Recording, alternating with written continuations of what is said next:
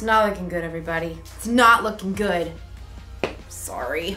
I'm Erica, and I'm distraught. I just left the bike repair shop. I had to ride my scooter to get here. My bike, my favorite bike, my newly renovated classic, the beautiful bike is broken. There's a chance it could be repaired, but there's also a chance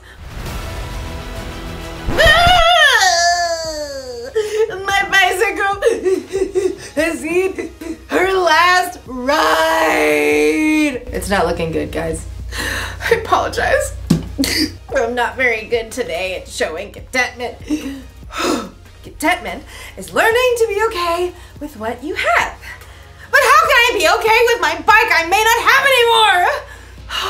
The memories. Oh,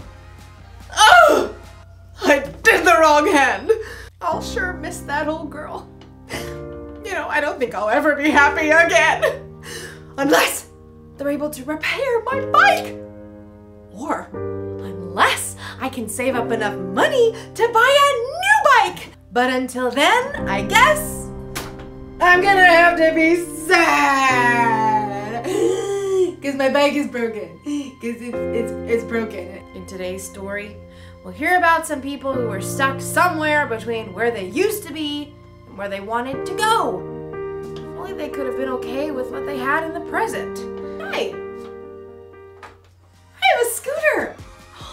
I can ride it to the store to go look at new bikes. Bye, guys. The store is the other way. The Bible. It's 66 books of history, stories, letters, and poetry that fit together to form God's one big story. The epic adventure of how He created us and loves us so much that He made a way to rescue us. As we travel through the Bible, from Genesis to Revelation, we discover people who met God and found their lives changed forever. Now, for an amazing story. Inspired by the book of Exodus. Chapters 16 and 17. The Israelites had lived as slaves in Egypt for hundreds of years, but God worked miraculous signs and parted the waters of the Red Sea to lead them to freedom. Sing to the Lord, He is greatly honored. He has brought Pharaoh's horses and chariot drivers into the Red Sea. God's people were free. But it didn't take long for all that singing and celebrating to turn into whining. The Israelites complained to their leader, Moses. You must want all of us to die of hunger out here. Yeah, we had it good in Egypt. All the food we wanted. You do remember you were slaves, right? But we had so much meat we could barbecue every day.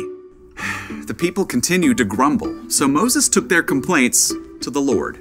The people don't trust you to give them food. I will rain down bread from heaven for you.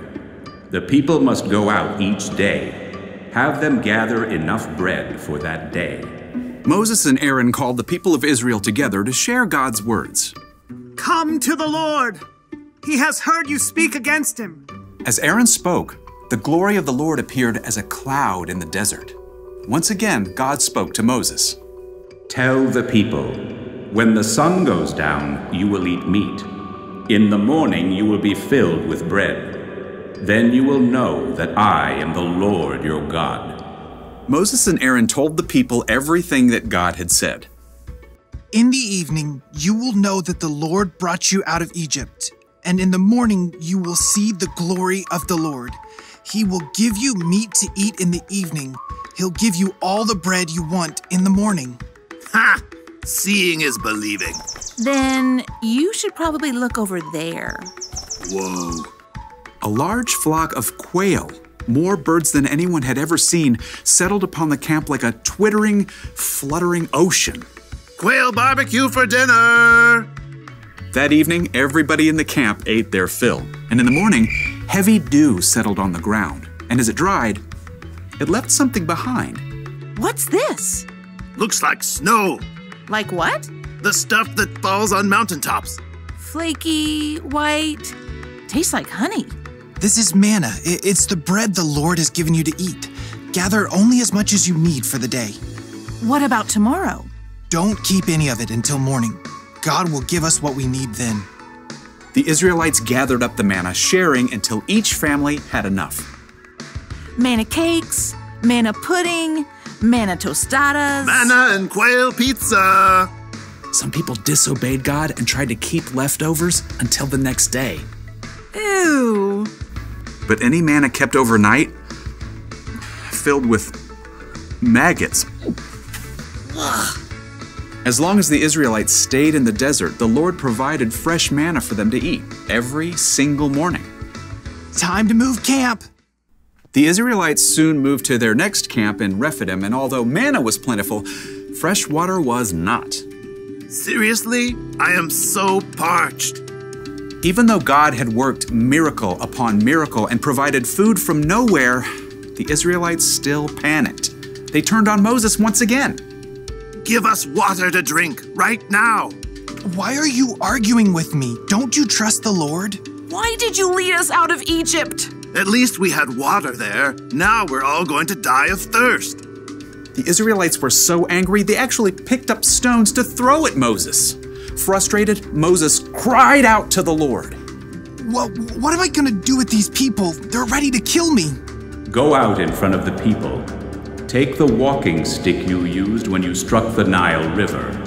I will stand there in front of you by the rock at Mount Horeb. Hit the rock, then water will come out of it. Thank you, Lord. Moses called the leaders and the people of Israel together. Come up with me to the rock at Mount Horeb. The huge rock overshadowed Moses as he walked beneath it, walking stick held high. Now see what God will do. Moses struck the rock.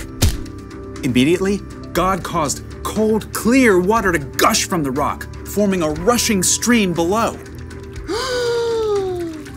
Not bad. Yeah, I guess it beats Egypt. For now. Over and over, God showed that He would care for His people. But still, the Israelites were tempted to long for what they had before, in spite of their newfound freedom.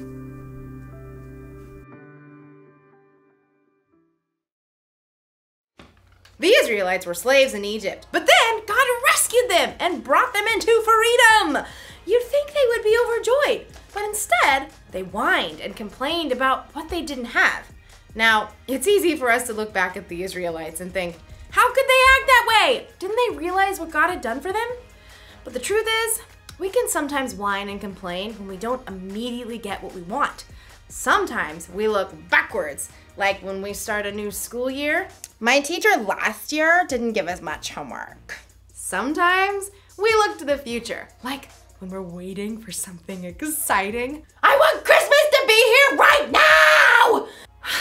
We spend all this time looking backward and forward that we completely forget to look at what we have right now. For instance, right now, I may not have a bicycle, but I do have a scooter. What about you? Think about it. Don't think about what you don't have. Think of what you do have. It could be a favorite toy or a favorite thing to wear. Could be friends. Could be a place to sleep at night. Could be family. What do you have right now? I can tell you one thing you have, no matter who you are. You have a God who loves you so much that He sent His Son Jesus to die for you. And that will always be true. Here's the one thing to remember today. Don't miss out on what you have right now. Right now, I have a good attitude. I've got strength and energy. And I've got a scooter to ride around on. I'm so content. I'll see ya. Vroom.